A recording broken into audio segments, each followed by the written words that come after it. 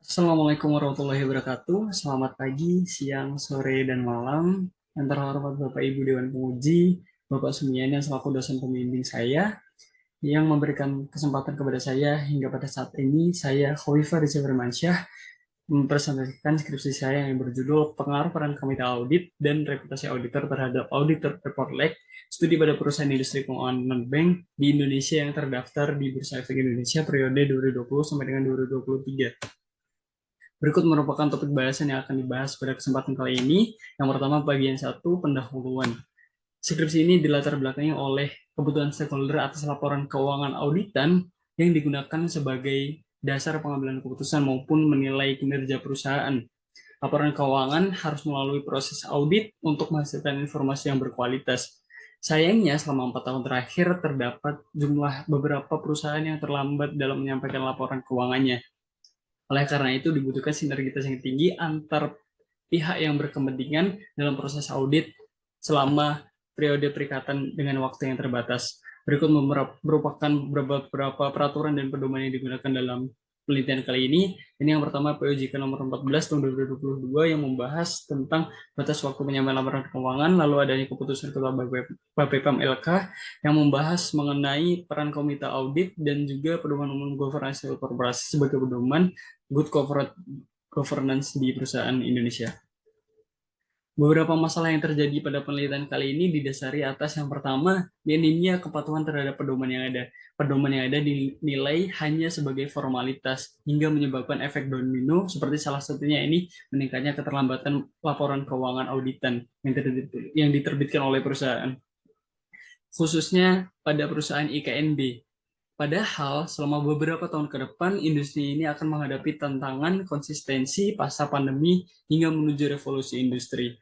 Beberapa pertanyaan penelitian yang dibawa oleh peneliti, ini yang pertama, apakah jumlah komite audit mempengaruhi audit report lag? Yang kedua, apakah keahlian keuangan pada komite audit mempengaruhi audit report lag? Yang ketiga, apakah frekuensi rapat komite audit mempengaruhi audit report lag? Dan apakah reputasi auditor mempengaruhi audit report lag? Penelitian ini diharapkan dapat memberikan kontribusi ke berbagai pihak. Pertama, auditor untuk dijadikan sebagai bahan evaluasi kerja praktikal, terutama bagi auditor yang bekerja di industri keuangan. Lalu yang kedua, bagi perusahaan, dapat digunakan sebagai bahan evaluasi kebijakan internal. Lalu yang ketiga, adanya regulator, ini perbaikan regulasi yang ada berdasarkan hasil penelitian ini. Yang keempat, pengguna laporan keuangan dapat menggunakan hasil penelitian ini sebagai dasar pengambilan keputusan, dan yang kelima bagi akademisi sebagai acuan penyusunan riset selanjutnya. Dan yang kedua, ini landasan teori. Beberapa teori yang mendasari adanya penelitian ini, yang pertama adanya regulatory compliance. Peraturan dibuat oleh otoritas yang berwenang bagi individu-individu yang menjadi objeknya.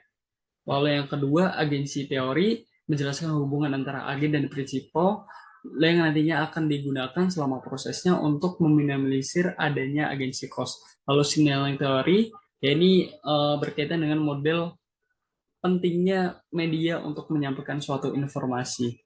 Lalu adanya ketepatwaktuan penerbitan laporan keuangan, penting bagi seluruh perusahaan untuk menepati tanggal batas waktu penyampaian laporan keuangan, dan audit report lag yang didefinisikan sebagai selisih jumlah hari antara tanggal tutup buku perusahaan hingga tanggal penerbitan laporan auditor. Regulatory compliance mendasari hipotesis penulis yang pertama, bahwa ketika jumlah komite audit semakin meningkat, maka dapat menurunkan adanya audit report lag yang ditunjukkan dan didukung oleh penelitian Calu.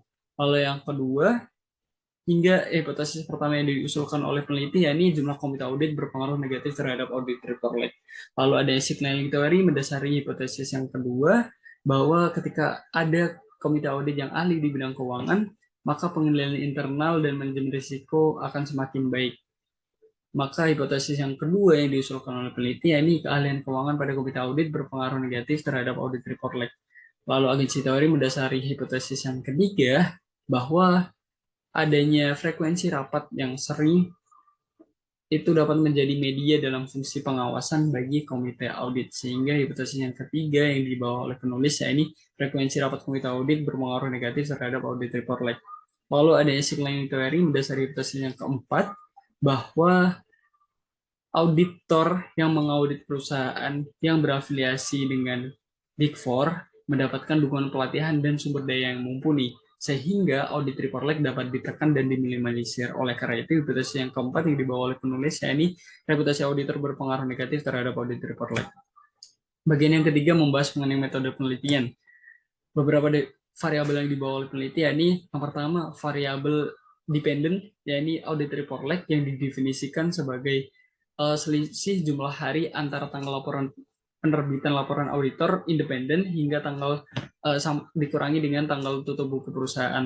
Lalu variabel independen yang dibawa oleh penulis ada 4. Yang pertama, jumlah komite audit diproksikan dengan jumlah anggota komite audit yang ada pada perusahaan tersebut. Lalu keahlian keuangan pada komite audit yang diproksikan dengan jumlah anggota komite audit yang ahli keuangan dan atau akuntansi dibagi dengan jumlah komite audit. Lalu ada frekuensi rapat komite audit.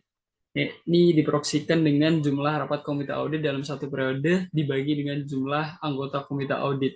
Lalu variabel independen yang keempat yang dibawa oleh penulis, yakni reputasi auditor, diproyeksikan dengan variabel dummy, yakni dengan kriteria 1 bagi perusahaan pengguna jasa auditor yang terhubung atau berafiliasi dengan Big Four, lalu kriteria 0 digunakan bagi perusahaan pengguna jasa auditor yang terhubung dengan kantor akuntan publik yang berafiliasi dengan non-Big Four.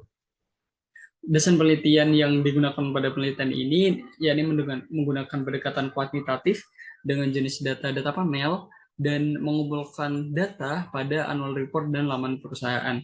Lalu populasi yang digunakan, yakni industri keuangan non-bank yang terdaftar di BI selama 2020 sampai dengan 2023. Sampel pada penelitian kali ini menggunakan beberapa kriteria. Yang pertama, perusahaan IKNB yang terdaftar di BEI selama 2020 sampai dengan 2023. Lalu perusahaan IKNB yang konsisten menerima laporan tahunan atau laporan keuangan.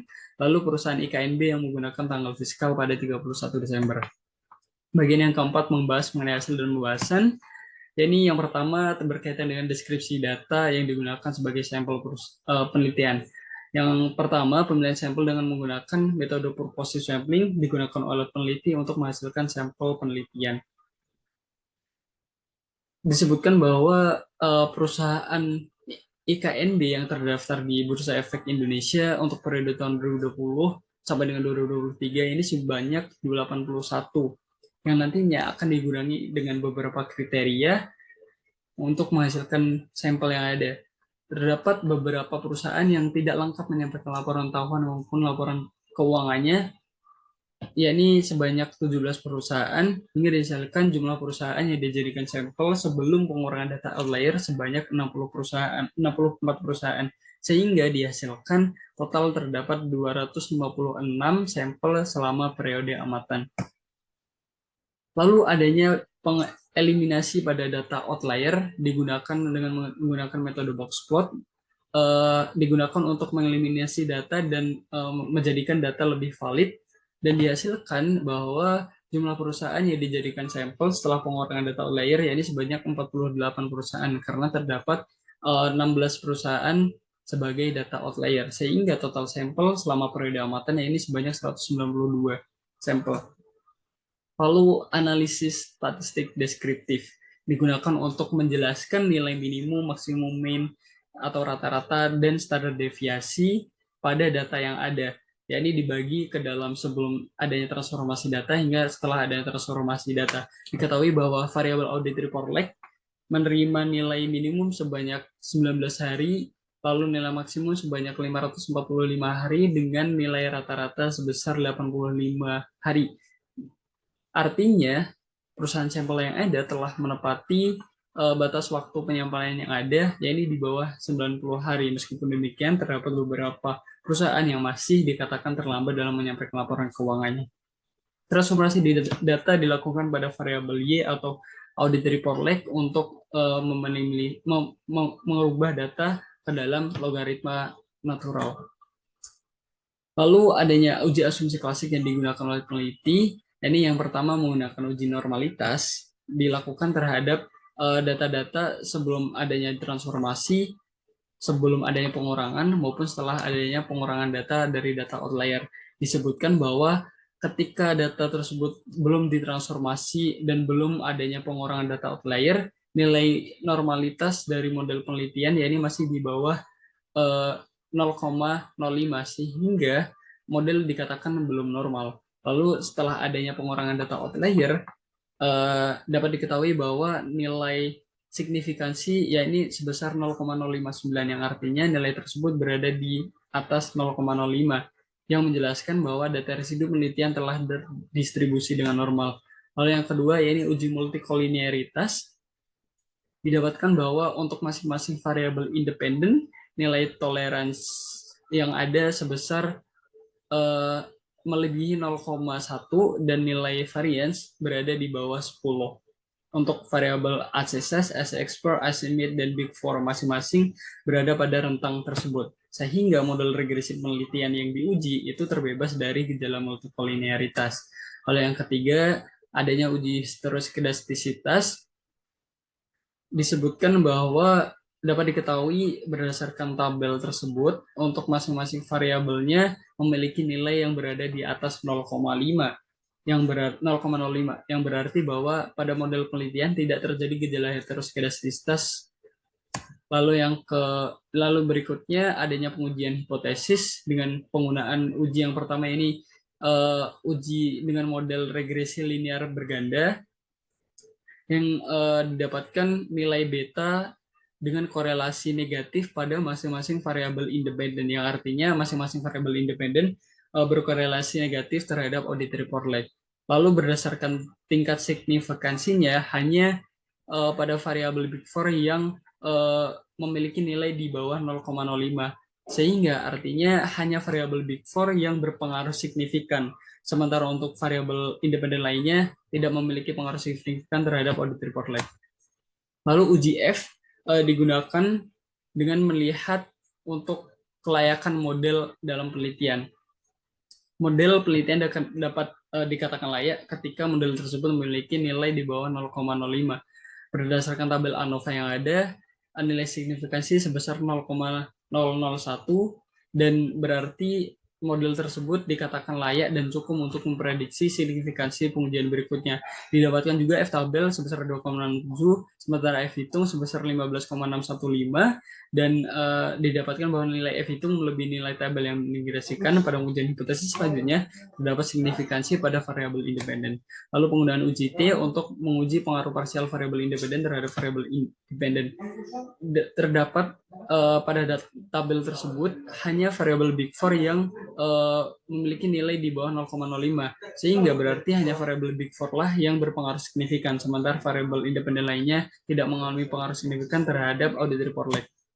Lalu yang keempat, penggunaan uji koefisien determinasi yang menentukan seberapa besar variabel independen dapat menjelaskan varian dari variabel dependen. Disebutkan bahwa nilai adjusted R-square sebesar 0,290 ya berarti variabel independen pada model regresi hanya mampu menjelaskan audit report lag selaku variabel independen sebesar 29%, sementara sisanya sebesar 71% dipengaruhi oleh variabel lainnya. Nah, berdasarkan ujian tersebut, dapat diketahui pada variabel ACSS, ACExplore maupun ACMID tidak berpengaruh signifikan terhadap audit report lag. Sementara untuk variabel reputasi auditor memiliki pengaruh yang signifikan terhadap audit report lag.